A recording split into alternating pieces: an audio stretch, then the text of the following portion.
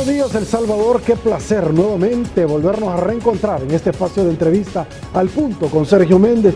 Ya lo habíamos adelantado, el analista estará con nosotros, Carlos Araujo. En segundos estaremos analizando todos los temas de coyuntura, de actualidad que usted desea conocer. Por supuesto, la valoración donde el primer día la Corte Suprema de Justicia se instala, señores, ya en cabalidad en los 15 magistrados en corte plena y deciden no dar a conocer, bajo el principio de transparencia, las deliberaciones en la solicitud hecha por parte de dos juzgados, pero particularmente del juzgado séptimo de instrucción de la jurisdicción de San Salvador en torno a la extradición del señor Mauricio Funes, elección del fiscal general de República, la elección de magistrados de la Sala de lo Constitucional, entre otros tópicos. Estaremos conversando. Aguántenme un ratito, porque primero voy a saludar a quien hace gentilmente todas las mañanas posible este primer segmento, como lo es Mr. Donut. Dale a tu paladar un gusto dulce en Mr. Donut. Donas de moca, donas de fresa, donas de chocolate. Solo en Mr. Donut, la gran variedad. Presenta. Y bueno, señores, arrancamos. Le damos la bienvenida a nuestro invitado de esta mañana, señor Carlos Araujo. Carlos, muy buenos días. Gracias por acompañarnos en esta tu casa una vez más. Buen día, Sergio, y muy buenos días a todos los televidentes y a la orden aquí para poder compartir los comentarios sobre la coyuntura nacional. Gracias, Carlos. Hay varios tópicos en los cuales yo quiero abordar contigo.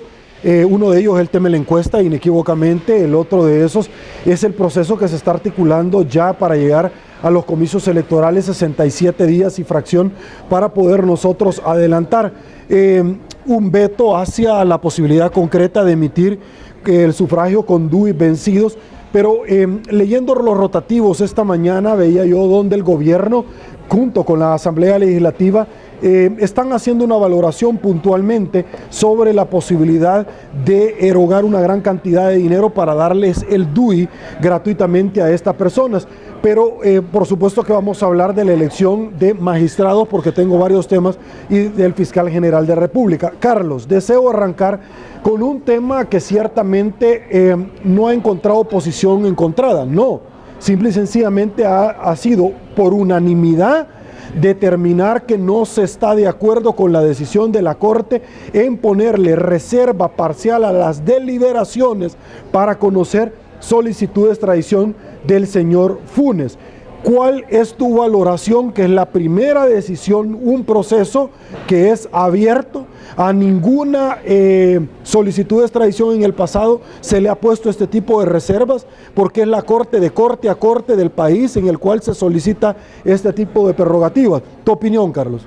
Mira, yo creería que por el hecho mismo de lo que tú mencionas, que esta nueva Corte en pleno se estrena, porque ha sido renovada nada más en una tercera parte, pero que esta Corte en pleno se estrene con este tema en particular sobre el polémico caso de corrupción de Mauricio Funes, donde dos juzgados ya están pidiendo su extradición y vemos que ponen una reserva de información, creo que es una señal inadecuada, ¿verdad? Yo, como lo decía otros amigos temprano, quiero darles el beneficio de la duda y quiero entender a qué se debe esto. O sea, yo no sé si en ese proceso como tal de deliberación puede haber algún tipo de información sensible que pueda afectar la investigación o algo por el estilo, que no lo creo así, porque en los juzgados donde están los casos como tal no hay reserva. Entonces, por lo tanto, hay mucho más contenido en los mismos juzgados que lo que pueden deliberar políticamente una sala de corte plena en este caso. O sea, yo creo que es una señal inadecuada totalmente, falta de transparencia en función de conocer los pormenores de qué opina cada uno de los magistrados con relación a este caso de corrupción y extradición del expresidente Funes. Ahora, no es primera vez que se pone sobre el tapete un caso altamente cuestionado en torno al tópico del señor Mauricio Funes. Tú recordarás que en el pasado el señor fiscal general de República ya arremetió contra la solicitud de Interpol con 4 párrafos únicamente, cuando a título personal tu servidor es un abogado penalista, y que cuando se ha presentado este tipo de situaciones van con sendos documentos que sustenten y amparen la solicitud misma de una extradición de un país a otro de una persona reclamada por la justicia. Ahora, esto es inadecuado es cuestionado por cuanto la Interpol de El Salvador, que son miembros de la Policía Nacional Civil, que trasladan a Lyon, Francia, miembros de la Policía Internacional, esta solicitud. Es inadecuado por cuanto estamos hablando que no es el ente colegiado del Interpol, sino que es parte de la Policía Nacional Civil. Carlos, ¿cómo cala esto? Porque nosotros estamos obviamente en la óptica de todos los países que donan dinero y que piden transparencia, Estados Unidos también, diferentes baremos que donde somos nosotros día a día ponderados si realmente existe un compromiso genuino para el combate a la corrupción y la impunidad en el país. Mira, yo creo que definitivamente de parte del fiscal general de la República, que ahora está en un proceso de reelección, hay una gran voluntad de combatir la corrupción en este país. O sea, con esta fiscalía y él como titular, se han investigado a presidentes, o sea, y se han puesto en el banquillo de los acusados, han sido condenados inclusive, y se están siguiendo procesos al respecto. Yo lo que siempre he criticado con relación al rol y a la función del señor fiscal es que comunicacionalmente como que no maneja adecuadamente los tiempos ni los momentos de las investigaciones. Entonces, al final de cuentas, anuncian un tema, hacen una serie de capturas cuando no han profundizado lo suficiente en las investigaciones, que al final de cuentas eso es lo que te permite una condena o una captura internacional de algún tipo de personas, como el caso de Funes. O sea, al final creo que la Interpol a nivel internacional tiene que valorar qué es lo que le están enviando, y si lo que le están enviando no tiene todos los elementos que necesita para poder proceder a que este caso no sea tipificado como una persecución política. Lo que pasa, Carlos, es que en esa petición no depende el fiscal, sino que es el juez. Si el juez no fundamenta bien, lo cual yo no lo creo. Pero el fundamento del juez está basado ¿en qué? En la investigación fiscal.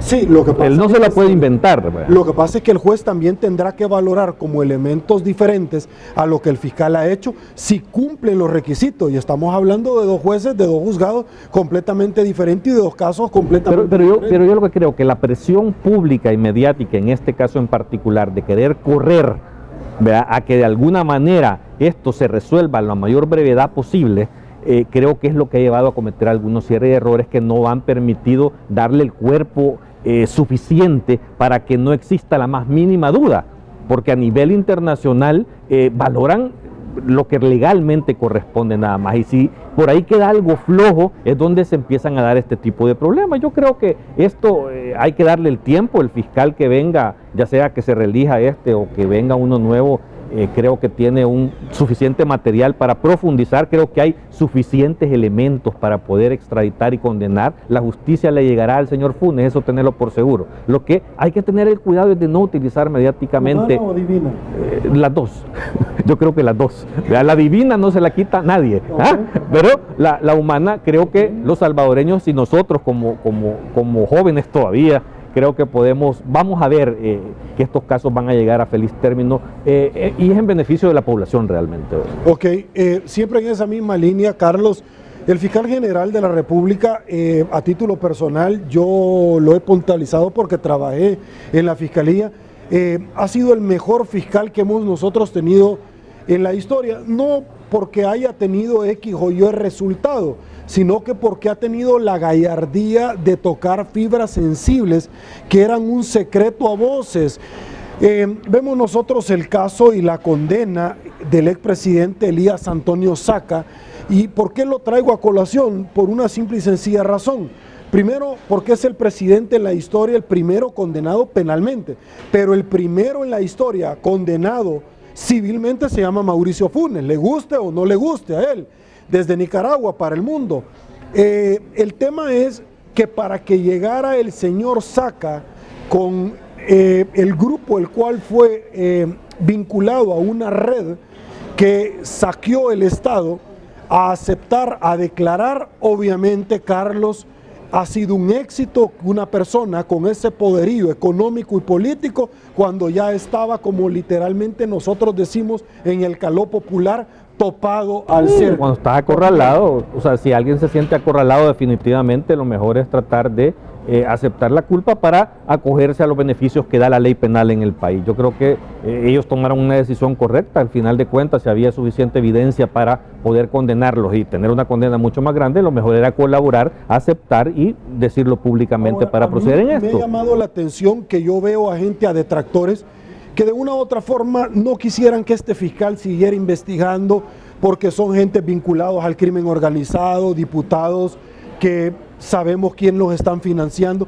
Lo que a mí me llama muchísimo la atención es que dicen, es que miren, es que este fiscal ha echado mano de testigos criteriados. Carlos, el testigo criteriado votaron los diputados para el Código Procesal Penal. Uno, la ley lo permite, pero adicionalmente el que hay delitos que tienen una prohibición de no tener medidas sustitutivas a la detención fue, como el lavado de dinero, fue precisamente iniciativa de Elías Antonio Saca por medio de René Mario Figueroa como ministro de Justicia y Seguridad cuando él era presidente, que es lo que le está cayendo hoy por hoy. ¿Tu opinión?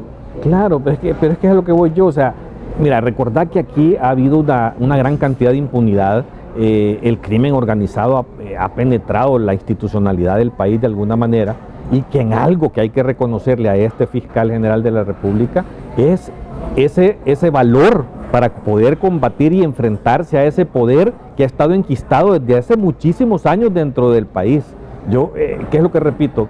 Creo que él ha hecho un buen papel, creo que se merece la reelección, porque al menos es el único que ha probado enfrentarse a ese tipo de grupos de alguna manera y no podemos retroceder. O sea, es lo mismo que sucedía en el caso de los magistrados de la Corte Suprema de Justicia, que hubo una lucha titánica para evitar retroceder al reparto de partidos que fueran obedientes al poder político y no un poder político sano, porque no es mala la política como tal, pero el poder político que estaba queriendo controlar a los magistrados de la Corte, de nuevo era un poder político que no le trae ningún beneficio al país. Así que al menos cualquier otro que quiera aspirar a ser fiscal tiene un gran reto a la par de ejecución de cómo este fiscal se ha desempeñado en un férreo combate a la corrupción como tal.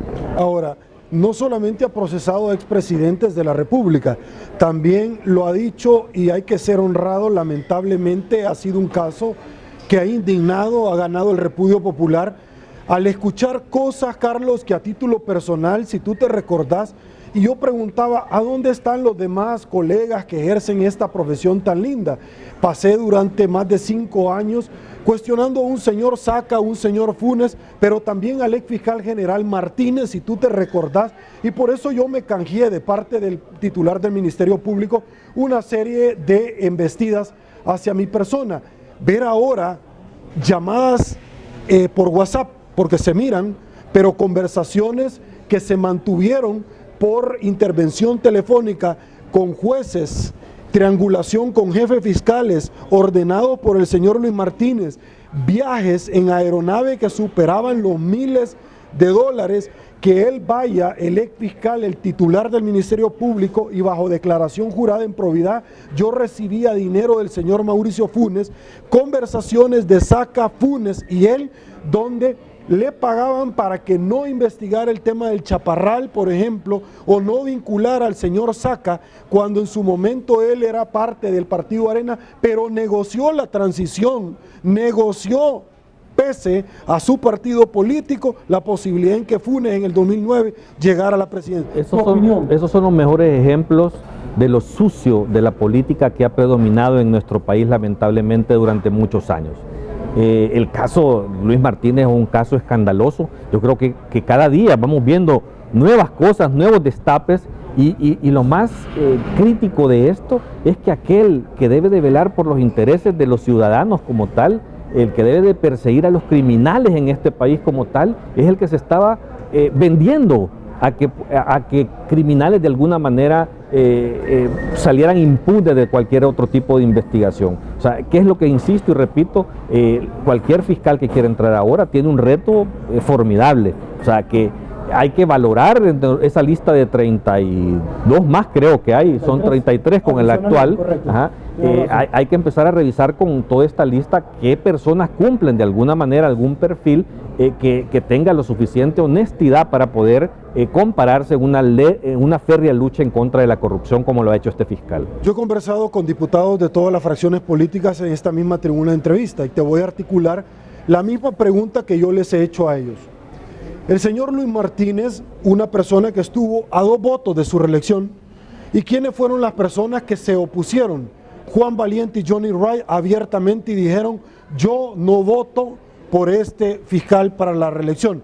Lo que ha llamado muchísimo la atención es que es una persona que no quiso investigar el tema del ROS, es una persona que simple y sencillamente anduvo viajando, que echó mano de la precaria condición económica de la Fiscalía General de República. Usó los barriles, el dinero de los barriles. La Hacienda recolado, a eso iba, y que lo dispuso para remodelación de su propia casa, de adquirir una casa adicional, de salir y cancelar su casa en los primeros 3 meses que llegó, etcétera, en blindar sus carros personales, etcétera, y no ocuparlo precisamente para lo que la ley ya establece, que es la recuperación y la extinción de dominio.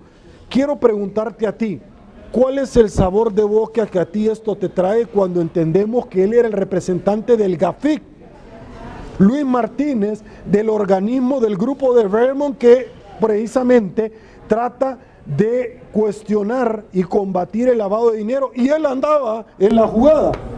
Es que es lo que estábamos hablando hace un pequeño momento. O sea, es insostenible, es imperdonable que un titular de la Fiscalía actúe de esa forma. O sea, definitivamente tiene que los diputados una tarea grande, una tarea de poder investigar a profundidad y de evitar que cualquier persona que tenga el más mínimo señalamiento en su honestidad, en su moralidad, en sus vínculos, en su trayectoria, pueda llegar a la Fiscalía. Y de alguna manera también hay que abrir un poco, bueno, ¿por qué no darle independencia a la famosa reforma que se había vetado por parte del presidente? Precisamente se opone el presidente a eso. Que a eso es a lo que voy yo, que ¿por qué no quieren dar autonomía a unidades que salgan del control de la parte política para investigaciones de este tipo? O sea, ahí es donde tú te das cuenta de que quieren seguir controlando todo, controlando fiscales, controlando personas que administren este tipo de información para que no puedan ser investigados los políticos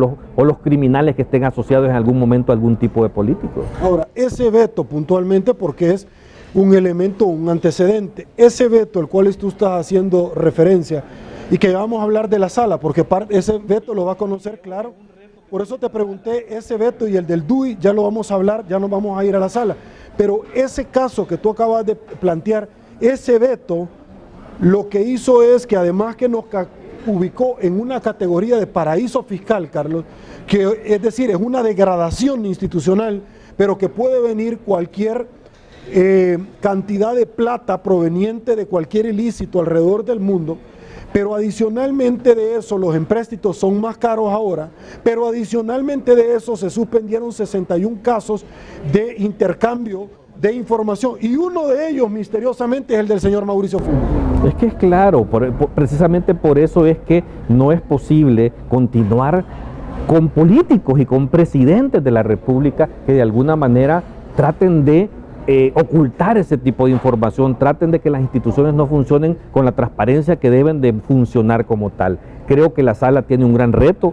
Vuelvo a insistir, la gran lucha que se ha hecho desde la sociedad civil para tener una sala independiente precisamente es por esto. ¿Por qué? Porque de alguna manera, junto a las leyes de la Fiscalía, que también es lo que estábamos hablando antes, tenemos que ver cómo fortalecemos la legislación que le dé más transparencia al desempeño de los titulares de las instituciones contraloras del Estado. Es que aquí el problema es que hay un reparto de las instituciones contraloras, llámese Fiscalía, llámese de alguna forma sección de probidad, llámese de alguna forma Corte de Cuentas de la República, y precisamente por eso es que hay tanto problema para elegir a estas personas, porque siempre tratan de repartírselo políticamente para evitar investigaciones de corrupción, para evitar investigaciones de crimen organizado. De alguna manera tenemos que vincular esto a el fortalecimiento de la legislación adecuada para que la transparencia funcione y que puedan ser controlados los controladores. Porque ese es el problema que vimos con Luis Martínez, ese es el problema que vimos con el presidente de la República administrando fondos de una manera que nadie lo podía controlar. Entonces hay que controlar a los que ostentan un gran poder político y económico en este país. Ahora, de alguna manera. Antes de irme a una pausa, la dirección de la voluntad de esas reformas iba precisamente a que la UIF, la unidad financiera que podía investigar al mismo fiscal general de la República, que investigaba a otros funcionarios en el tema de lavado de dinero, pero particularmente en esta unidad, Carlos, es donde se extravió el reporte de operaciones sospechosas, llámese ROS. ¿Tu opinión? Es que precisamente eso es lo que insisto. No es posible que continuemos queriendo tener control absoluto sobre aquellos órganos de control. O sea, ese ROS al final de cuentas fue filtrado, fue ordenado, alguien se lo dio al expresidente Funes, que hizo un uso inadecuado de la información. Y el problema es que en este caso se hizo un uso político, por decirte, de un tipo de esta información, y que al final de cuentas nadie iba a ocultar que se investigara este asunto. Pero mírate qué pasaría si fuera información de crimen organizado, de lavado de dinero como tal, de otras magnitudes y de otros orígenes y para otros destinos. Creo que ahí es donde tenemos que evitar que ese poder político al más alto nivel tenga control sobre las instituciones. Perfecto. Y para terminar este tema, porque es imposible que tú me acompañes, Carlos, ya vimos que el fiscal general anterior, Martínez, hoy en el sector 9 de Mariona, recibía plata del señor Funes, abiertamente casa presidencial, tuvo un enriquecimiento ilícito en materia civil y en materia penal desmedido, desproporcional, injustificado, que facilitó el trabajo del señor Funes en todos los sentidos, pero el fiscal general actual no lo ha hecho. Por tanto, ¿qué opinión te merece a ti el que el señor Funes desde Nicaragua les advierta a los partidos, Gana, PCN y PDC, que si llegan a reelegir a Douglas Meléndez, él va a dar a conocer todos los actos de corrupción de esos partidos? Primero, a mí se me viene a la mente el mejor estilo de extorsión de las maras, sin ofender a los mareros. Mira, y segundo, me parece a mí que obviamente es parte de la desesperación. La mejor campaña de reelección del fiscal es precisamente que Mauricio Funes se oponga a esa reelección. Yo creo que no tiene mejor carta de presentación, porque al final de cuentas lo que está evidenciando en algún momento el señor es que sí lo está investigando y que sí lo va a topar en serio, ¿verdad? Entonces, al final creo que el fiscal hasta agradecido debería estar y la población creo que lo va a apoyar totalmente. Y no sé, o sea, el hecho de venir y amenazar a los partidos, algunos partidos en particular, con que alguien va a divulgar información, habría que pensárselo también, porque yo no sé qué información tendrá el expresidente Funes de que políticos recibían fondos. Se dice mucho en su periodo de algunos partidos que fueron totalmente financiados los 5 años por el expresidente Funes. Él tenía partido, eso se habla mucho y se dice mucho de eso. El expresidente Saca en su declaración dijo que él había recibido $6 millones de casa presidencial para financiar el movimiento que lo llevó a él en un segundo periodo proveniente de fondos de la administración de Mauricio Funes Unidad. O sea, más claro no podemos hablar, pero para variar, como él lo niega todo. Claro, o sea, si lo que está haciendo es amenazándolos nada más, para que no se vayan a atrever a hacer una reelección.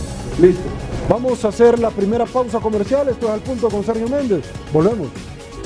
Dale a tu paladar un gusto dulce en Mr. Donut. Donas de moca, donas de fresa, donas de chocolate. Solo en Mr. Donut, la gran variedad. Presentó.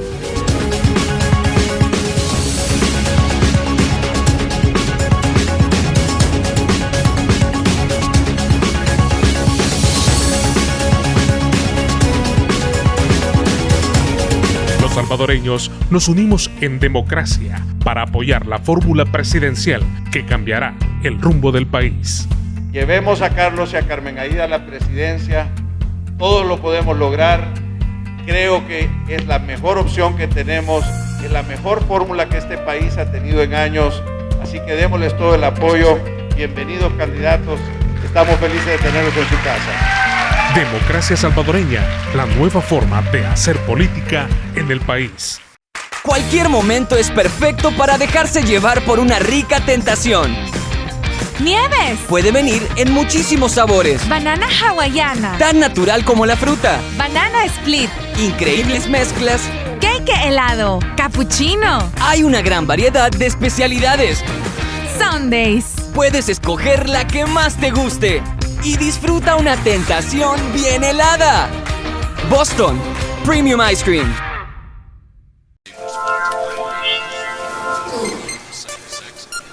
Presidente de la República ordena a los diputados que se... Protestas en el centro capitalino causan sospechas de corrupción implican a alto funcionario de San Salvador. Llegó el periódico digital que no se calla, diario1.com. Este segmento es gracias a Democracia Salvadoreña, una nueva forma de hacer política en El Salvador.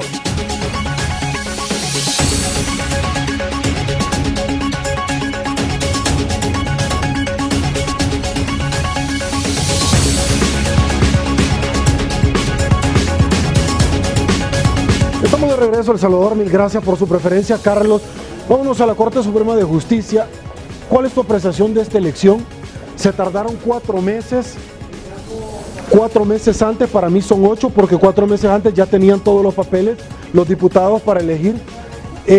Una sala que se ha dicho abiertamente por cuotas políticas.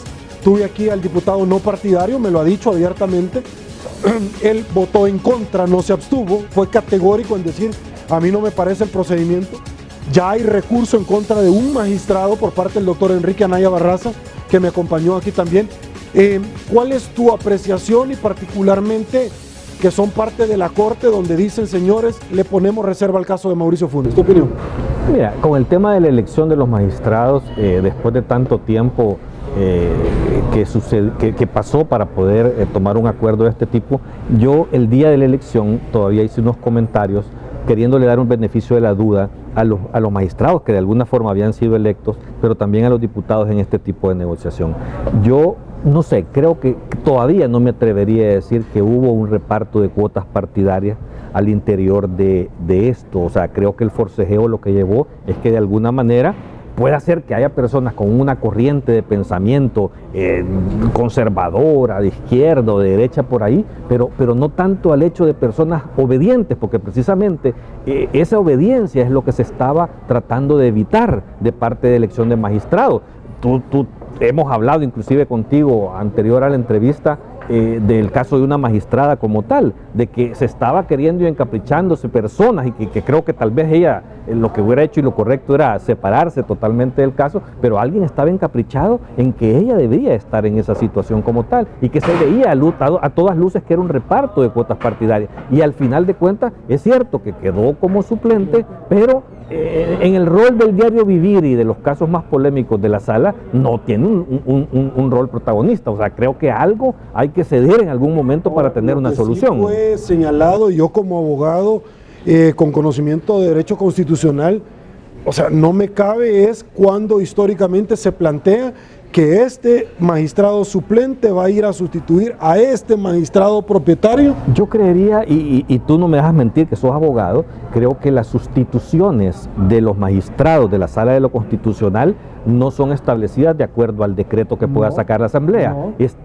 Hay una ley particular en la Corte Suprema de Justicia, la Ley Orgánica Judicial, que es la que determina, el mecanismo de la sustitución y la suplencia, no es el decreto de la Asamblea. Entonces, aunque la Asamblea le haya puesto nombre y apellido a cada propietario con su suplente, al final de cuentas lo que va a imperar es la Ley Orgánica Judicial, la que va a implementarse para hacer estas sustituciones. Pero ¿qué quiero llegar yo con la elección?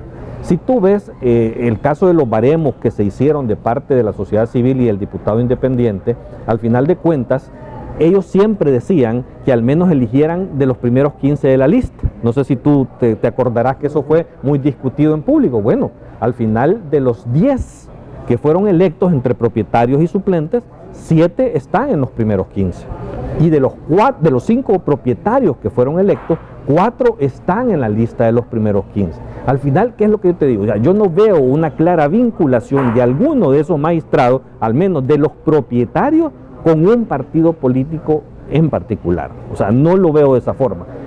Lamento mucho, pero definitivamente lo lamento tanto, es ver las declaraciones que ha estado dando el magistrado Avilés desde el primer día y aún recién, ¿verdad? Que ha estado cuestionando, inclusive ya llegó a meterse hasta con uno de los diputados de la Asamblea Legislativa, que creo que no es su rol, o sea, no le compete estar haciendo ese tipo de cuestionamientos, debería de estar sentado mejor revisando los expedientes y lamentablemente es el que más cercanía puede tener a una vinculación partidaria, que aunque no tenga una militancia como tal, pero es evidente y claro de dónde sale él y que tiene la misma posición del partido que es el que más prefería que esta persona llegara por ahí. Listo, ahora la Corte, pero particularmente la Sala de lo Constitucional, tiene muchísimos retos. Primero, el piso que la Corte anterior le puso de primer nivel, grata sorpresa, pero tiene dos recursos, tiene muchos, pero tiene dos recursos particularmente importantes. Uno de ellos es las reformas al GAFIC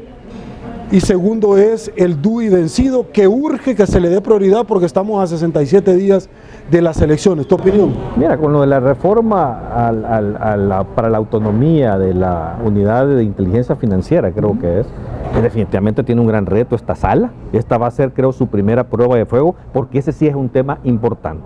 Es un tema que de alguna manera fortalece la institucionalidad para que nadie pueda, desde el máximo poder político o poder de la fiscalía, pueda manipular información o que esa información sea en beneficio o disponibilidad del crimen organizado como tal. Eso creo que debe de resolverlo a la brevedad posible esta nueva sala de lo constitucional. Con relación al tema del DUI, inclusive yo creo que al final la sala hasta lo va a terminar rechazando ese tema del veto presidencial, porque eso ya lo dijo la sala anterior inclusive, que no es un tema de constitución. O sea, eso al final de cuentas es un tema de legislación secundaria que tienen que definirle a los diputados y el órgano ejecutivo en función de si hay recursos o si se permite y se habilita poder votar con eso. Carlos, si un DUI está vencido, Carlos. Claro, pero también yo creo que de alguna manera poder darle algún tipo de facilidad al ciudadano para efectos de ejercer el derecho al sufragio. O sea, es que yo lo que no puedo entender es que si ese DUI, por decirte algo, estuviera vigente en este momento, está bien su expediente, está bien, fue emitido en debida forma, y solo por la categoría de que se ha vencido, vamos a dudar de la validez de ese documento.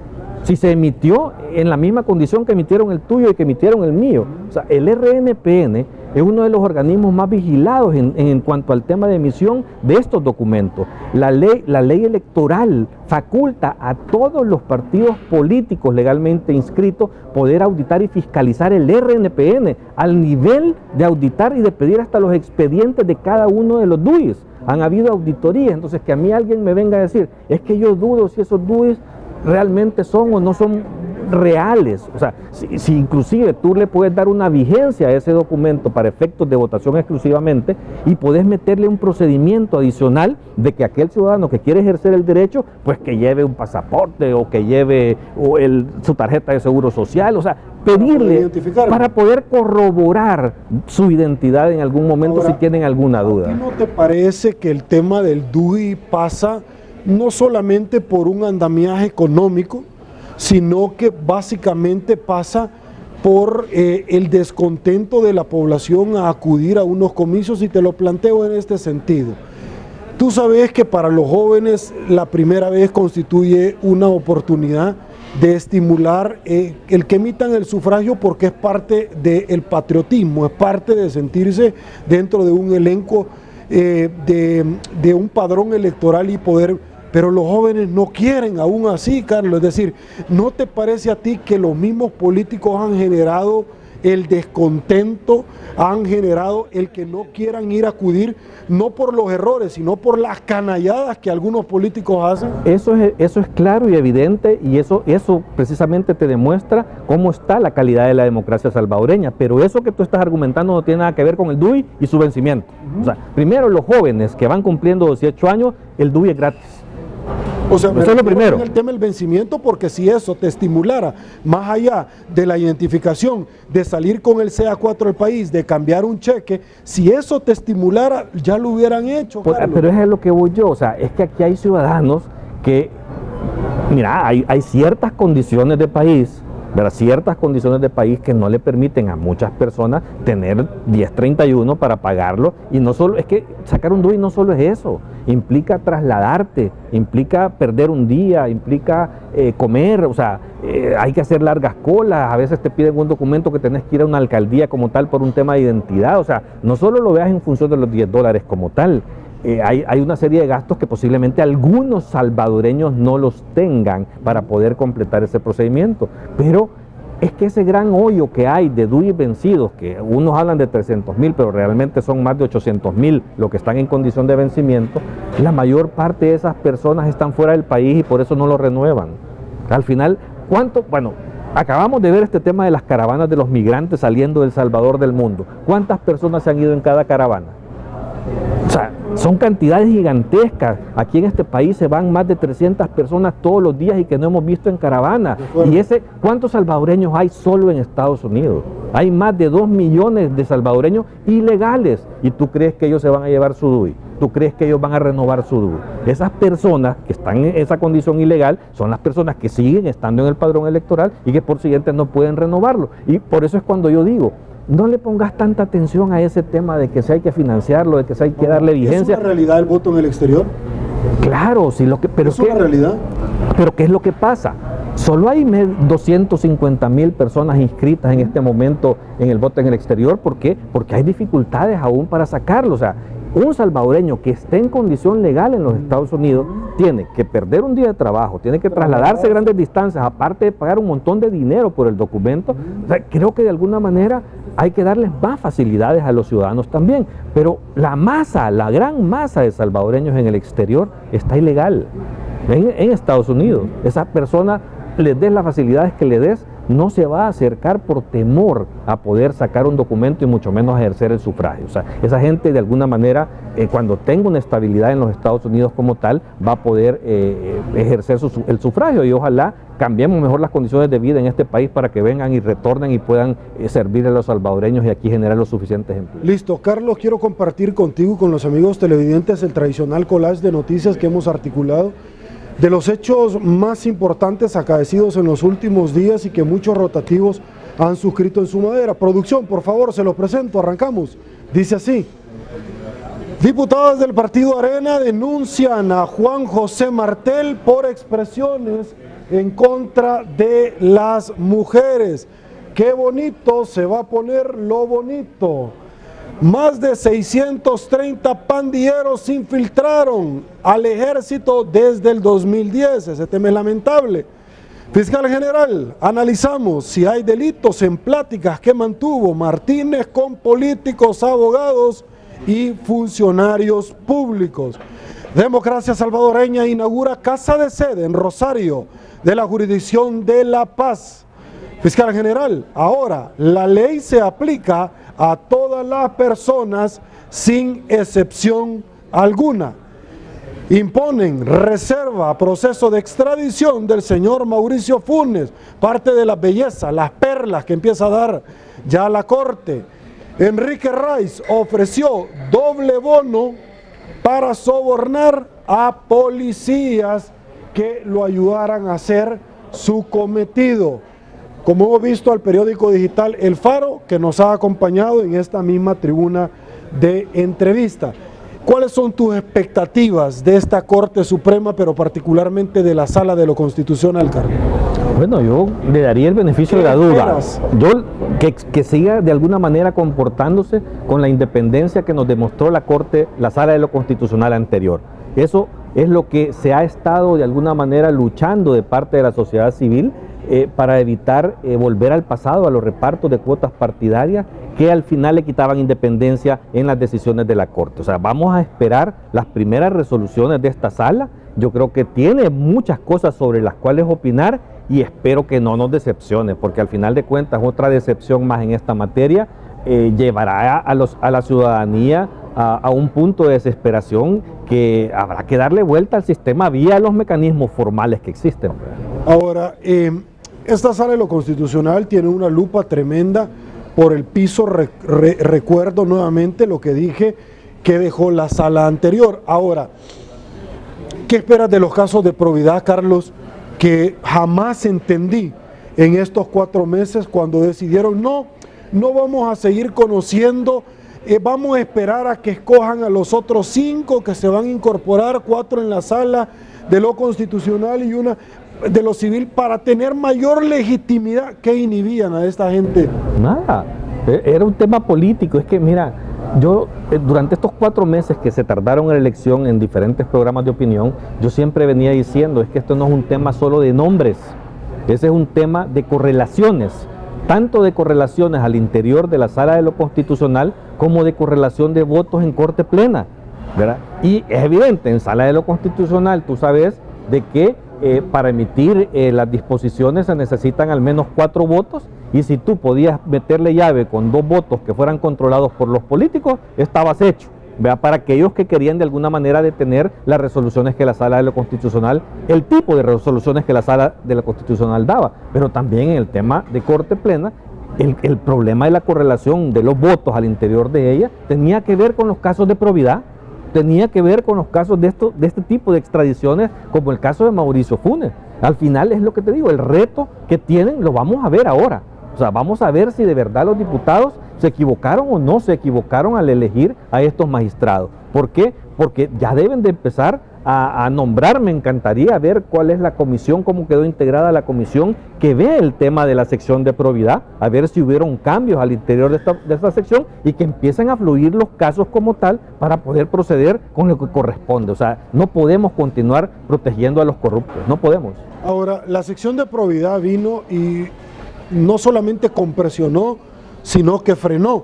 Pero lo que llamó muchísimo la atención en este caso, y aquí vamos a ver de qué madera están hechos los magistrados, cuando vimos a una persona en probidad que iba como candidato a la misma vez de la Corte Suprema de Justicia, pero que un día después, me lo dijo Rodolfo González en esta misma tribuna entrevista, Sergio, nosotros empezamos a ver cambios del jefe de probidad cuando profundizaba con todos los casos, pero luego después ya no tenía tiempo, no lo podía hacer, ya los otros, pero en casos en determinados momentos. Lo cierto es que el siguiente día que ellos salen, somete a ponderación un nuevo análisis en el caso del señor Gallegos, altamente cuestionado por una cantidad de hechos que obviamente ya los hemos enumerado nosotros y que perderíamos un muy buen tiempo en la entrevista porque son muchos. No, y ¿Cuál es tu opinión? ¿Cómo queda este jefe? Todo lo que tú estás diciendo de alguna manera evidencia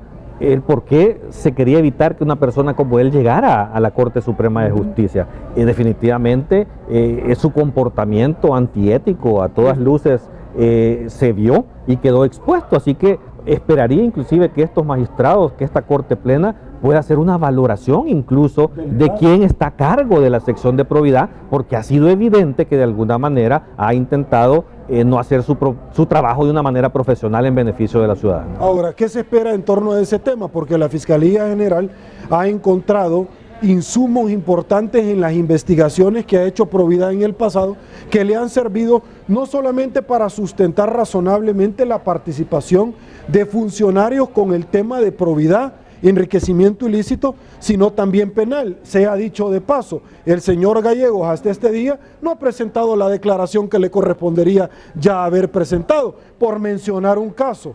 ¿Cuál es tu opinión? Es que mira, no solo es el caso del posible cometimiento u omisión del diputado Gallegos, es que hay muchos que actúan de esa forma y hay muchos políticos, no solo diputados, no solo de un partido, Reyes, claro, está Chico Merino, etcétera. Entonces, aquí es donde insisto, o sea, aquí hay que seguir fortaleciendo los mecanismos de los órganos contralores, porque eso es lo que importa, que al final de cuentas no importe quién se siente en una silla, sino que el marco legal y los mecanismos de transparencia que tengan esas instituciones le permitan a cualquier ciudadano, a cualquiera sin poder político, poder topar a un funcionario.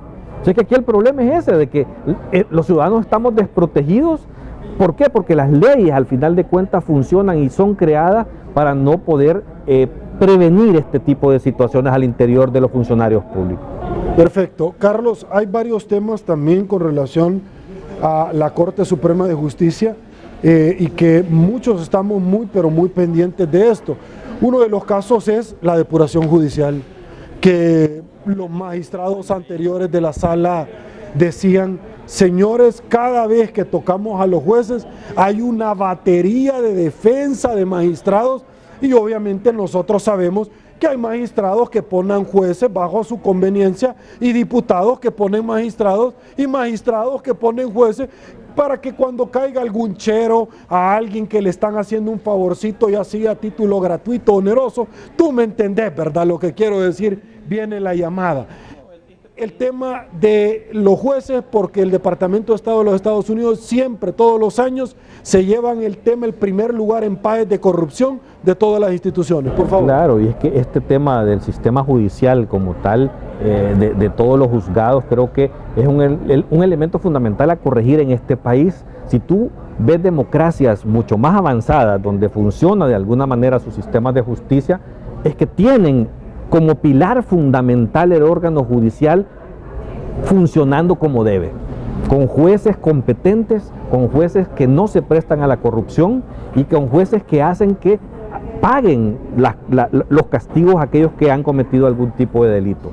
En aquellos lugares, en aquellos países donde de verdad aquel que comete un delito es castigado, sin importar la condición que tenga, económica o política, creo que funciona mejor la democracia de ese país como tal. O sea, aquí hay un gran reto en esta materia, eso es un tabú hablar del sistema judicial como tal, y creo que alguien tiene que entrarles. Es que el país tiene retos, no solo ese tipo de retos, tiene retos inmensos, pero creo que de alguna manera hay que venir y entrar a las bases de la democracia, del sistema, del funcionamiento de un sistema político de un país para poder cambiar esto. O sea, ahora, no podemos seguir así. Me voy a ir a una pausa, pero para finalizar este tema, Carlos, en el pasado la Asamblea le había retirado al ex fiscal general anterior la posibilidad, tú recordarás, para los antejuicios, cuando la ley ya lo establecía. La Sala de lo Constitucional anterior le devolvió al fiscal esa posibilidad.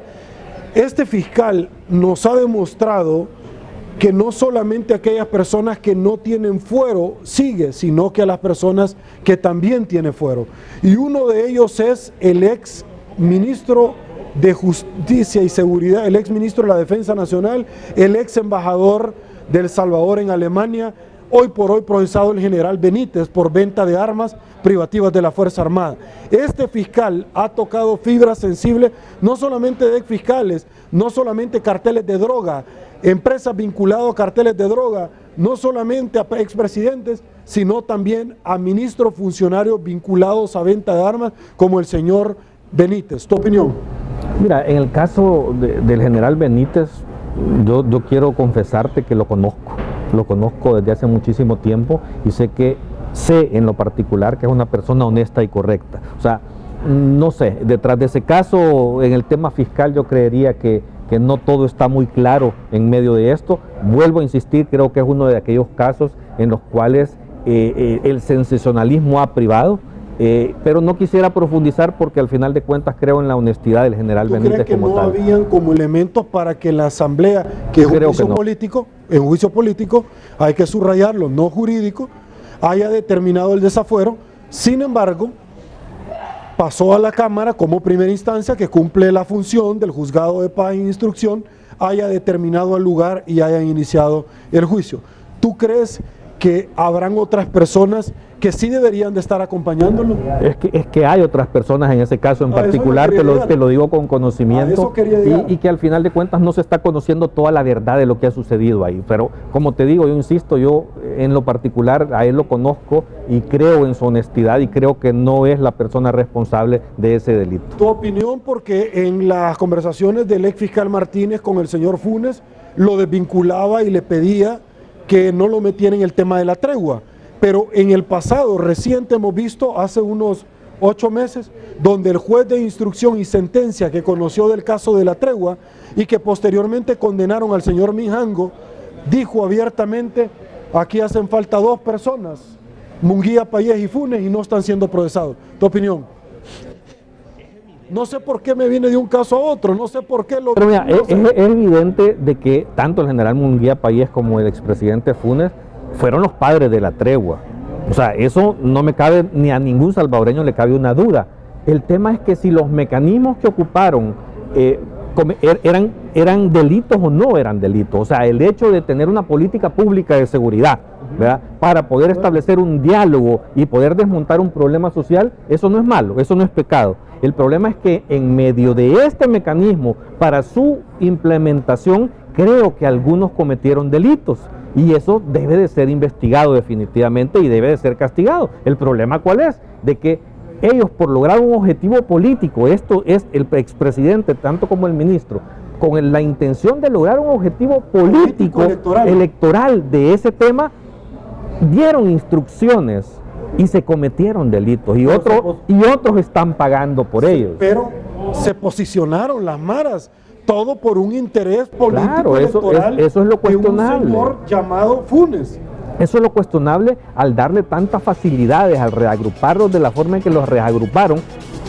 Al final les dieron un espacio de tiempo suficiente para poder reorganizar. Ganar las elecciones. Y el tema, ese es el punto. El tema no era para resolver el problema social, era un problema político electoral, ante lo cual es condenable totalmente su actuación. Listo, voy a otra pausa y volvemos. Este segmento fue presentado por Democracia Salvadoreña, la nueva forma de hacer política en el país.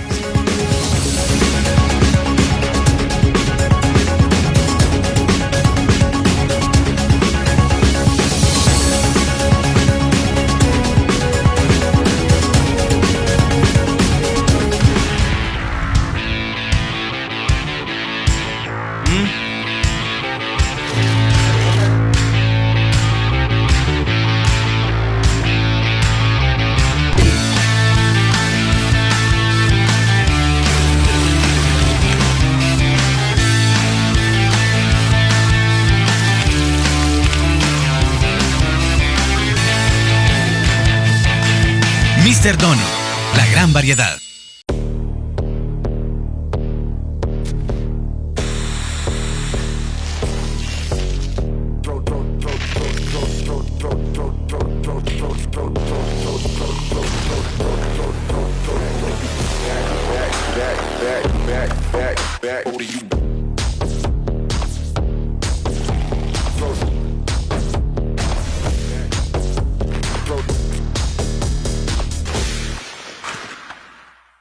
Los salvadoreños nos unimos en democracia para apoyar la fórmula presidencial que cambiará el rumbo del país.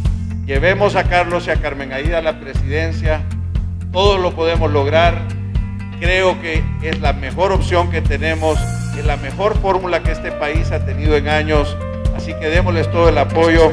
Bienvenidos candidatos, estamos felices de tenerlos en su casa.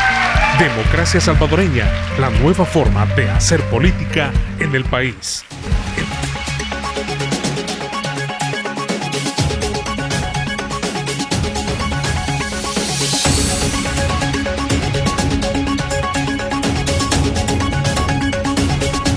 Estamos de regreso, mil gracias El Salvador por su preferencia. Tú tocaste un tema que yo no lo quiero dejar ir y es el tema de las caravanas. Carlos, cuando el presidente Trump señaló a El Salvador, Guatemala y México de que debían de parar, y Honduras también, de que debían de parar estas caravanas, el presidente Sánchez Serén desde Cuba y desde China continental dijo que era un derecho que ellos tenían.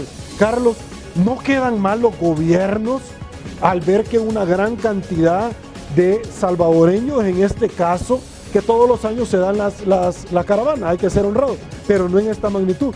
¿No queda mal el presidente Serén en que la gente se esté yendo por un tema de salud, de educación, de acceso a las situaciones mínimas vitales, de que se puedan desapariciones forzosas, de ciertas movilizaciones a consecuencia de la criminalidad?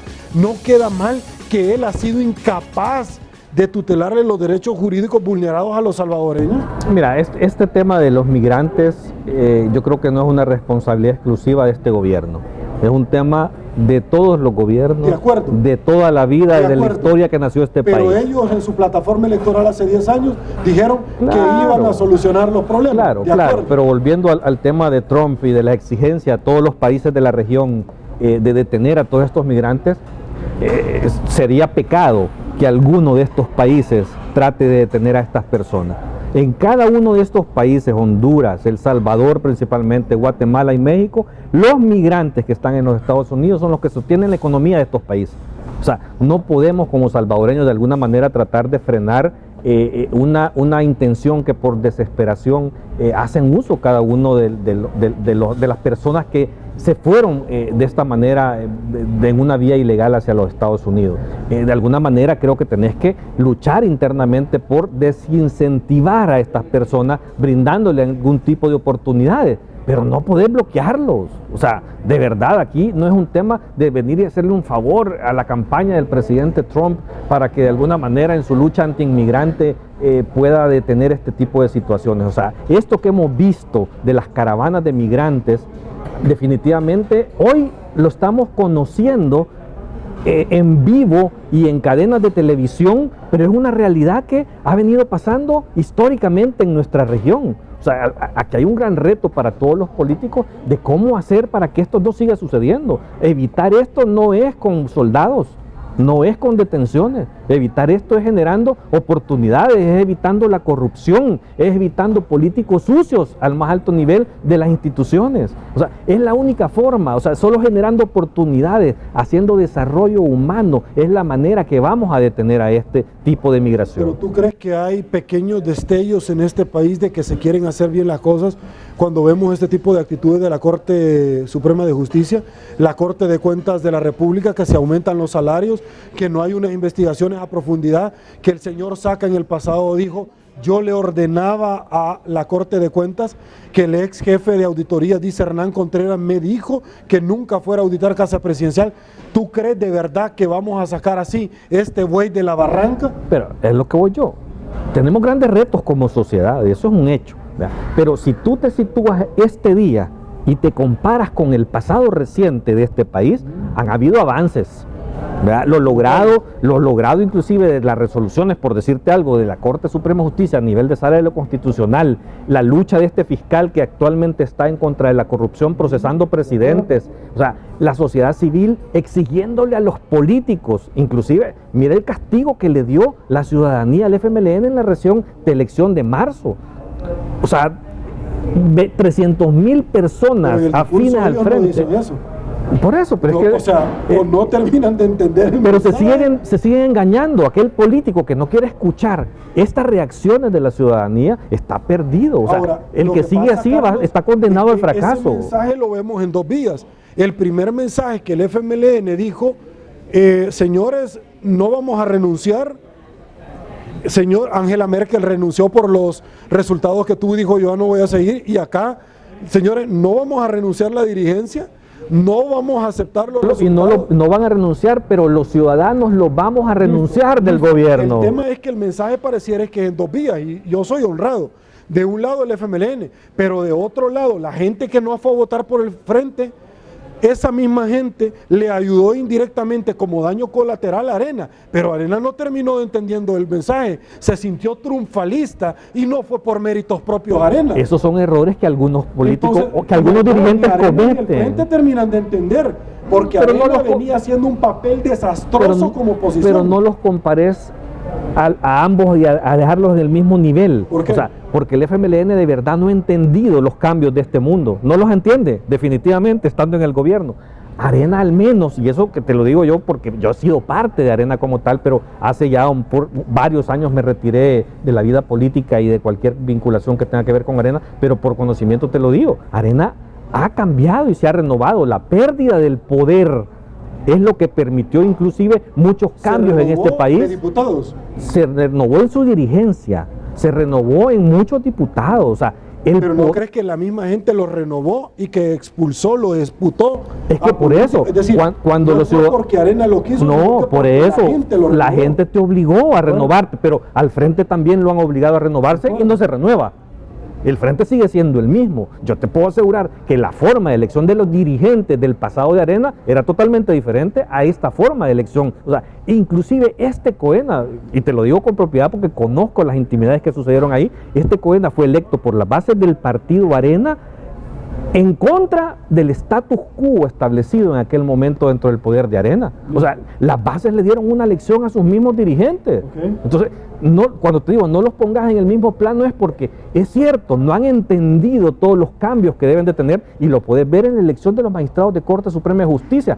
Había un grupo de diputados de Arena que estaba queriendo que las cosas se hicieran bien, pero había otro grupo que no, pero al final terminó imponiéndose el grupo más sano. Listo. Y eso es bueno. Carlos, se me acabó el tiempo. Deseo agradecerte el tiempo destinado al pueblo salvadoreño, que está muy pendiente, como todas las mañanas, de esta su entrevista. Te agradezco mucho. Un placer. Gustazo. Gracias. Listo, tu placer. casa. El Salvador, llegamos al final de esta su entrevista. Así están las cosas hoy por hoy en nuestro país. ¿Le gustó la entrevista? Comente el resto del año. Será hasta el día de mañana y una vez más, por supuesto, que el Señor nos bendiga a todos.